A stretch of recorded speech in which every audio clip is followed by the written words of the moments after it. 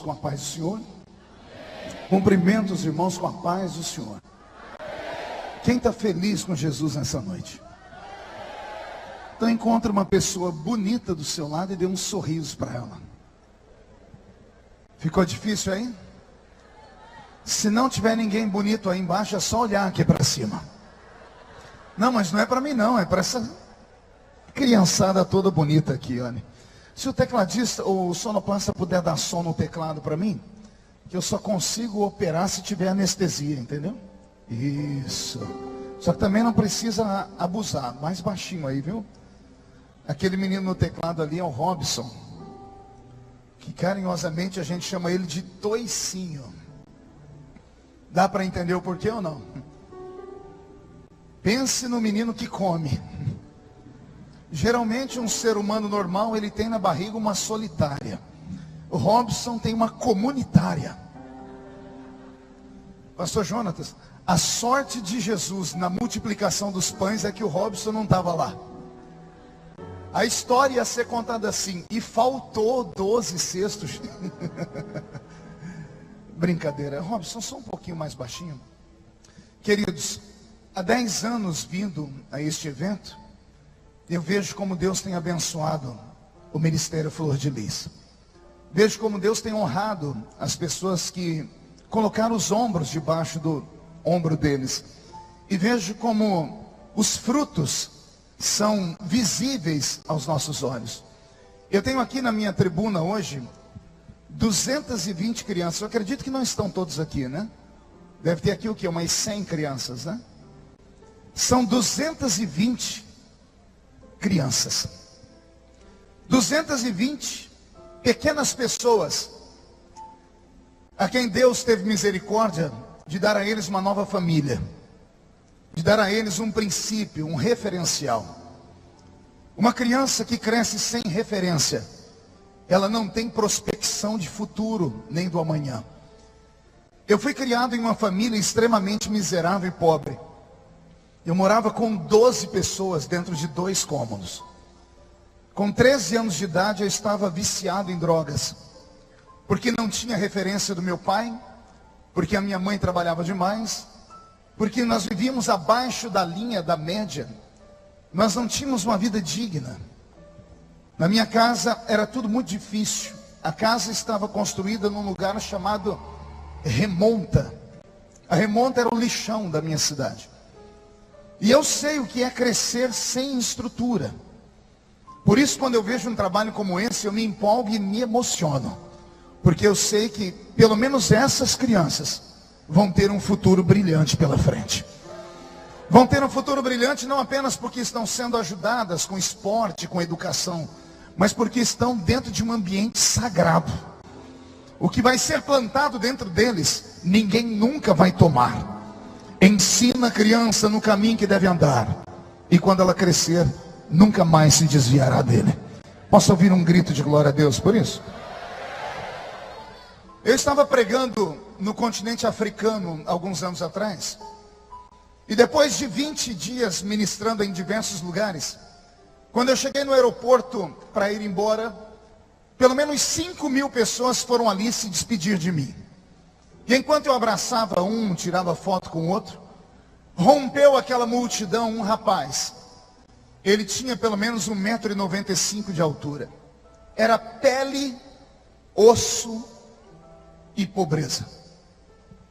Camisa rasgada, descalço, banguelo, os olhos estufados, o rosto chupado, murcho.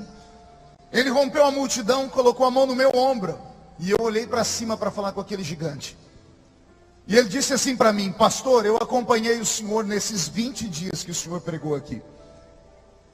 Teve dias que eu andei 20, 30 quilômetros a pé para te ouvir pregar. E em todos os dias o senhor disse que Deus está procurando um homem para usar. Ele abaixou a cabeça. Quando ele levantou a cabeça, os olhos dele estavam cheios de lágrimas. E ele disse para mim: pastor, será que Jesus usaria um homem como eu, que não sei ler, não sei escrever, moro na rua, enterrei minha mãe por falta de comida, e os meus irmãozinhos pequenos foram doados, eu não sei para quem. Ele começou a chorar compulsivamente, aquilo doeu meu coração. Eu fechei os olhos e disse: Deus, o que eu vou falar para esse rapaz? Vou despertar nele uma falsa esperança? Vou dizer que amanhã ele vai ser um grande homem? Mas não tem como enxergar isso num homem que não sabe ler e escrever, que não tem casa para morar, não tem comida. A tendência é ele morrer daqui a um tempo.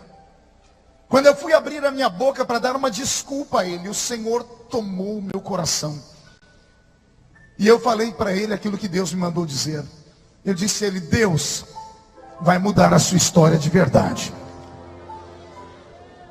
Ele abriu os olhos estatalados e disse: como é que isso vai acontecer, pastor? Eu fechei os olhos e disse: Deus, e agora? E uma voz falou comigo: peça para ele ajoelhar.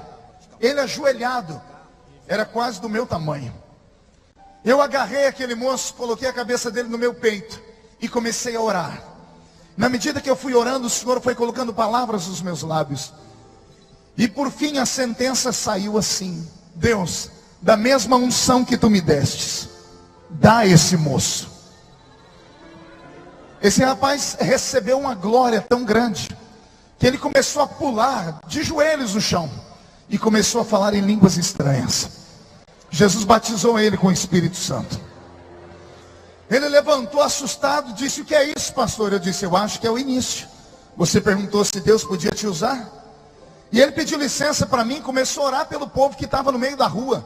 Onde ele colocava a mão, as pessoas ou caíam ou ficavam cheias do Espírito Santo. Ninguém mais prestou atenção em mim. Eu entrei dentro do aeroporto, fiz o meu check-in. Isso já quase uma hora depois, dentro do avião. Quando o avião levantou o voo, eu olhei pela janelinha e vi lá embaixo aquela mesma multidão.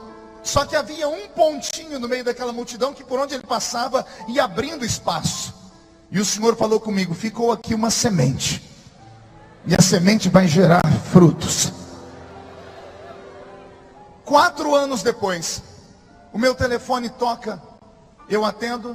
Do outro lado, uma língua portuguesa, mas um português lusitano, português de Portugal.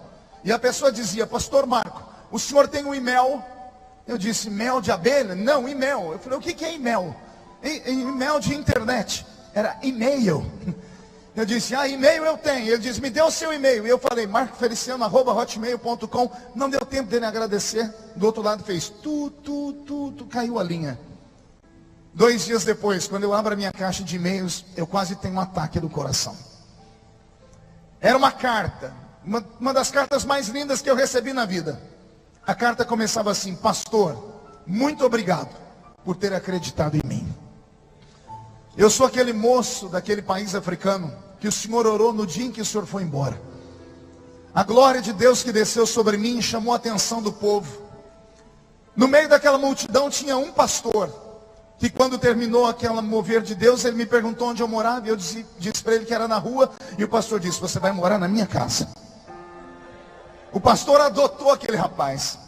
O rapaz começou a se alimentar. Ele disse: pastor, eu comecei a comer, fui engordando e fui ficando bonito. Chegou no nosso país os médicos do bem, um grupo de empresários e profissionais liberais que entram dentro do avião e saem fazendo missão. E os médicos do bem chegaram naquele lugar e escolheram entre algumas pessoas que estavam ali para fazer tratamento dentário. Escolheram ele, colocaram os dentes na boca dele. Ele disse: pastor, agora além de gordinho eu fiquei bonito. A filha do pastor se apaixonou por mim. E o meu sogro disse para mim: você só casa com a minha filha se aprender a ler e escrever. E me colocou numa escola e eu aprendi a ler e escrever. E hoje a minha vida mudou tanto que eu me casei com a filha do pastor e recebi uma bolsa de estudos para fazer teologia fora do país. E ele terminou dizendo: pastor, muito obrigado por ter acreditado em mim, porque de um menino de rua eu vou me tornar talvez o primeiro missionário que o meu país vai mandar para outro lugar, porque houve pessoas que acreditaram na minha vida.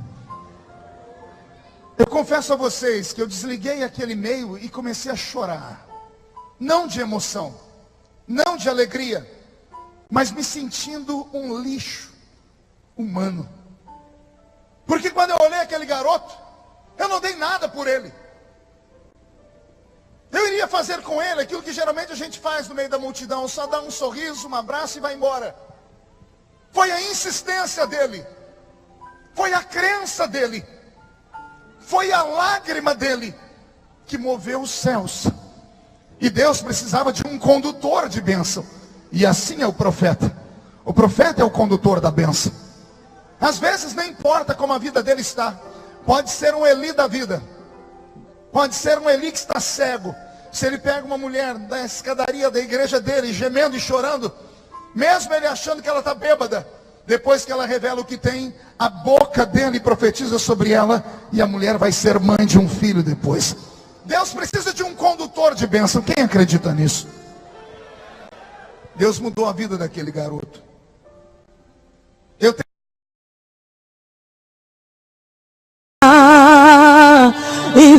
Como Deus mudou a vida daquele africano. Eu só dei o pontapé inicial, mas alguém adotou ele. E depois de adotarem ele, ele teve vida própria.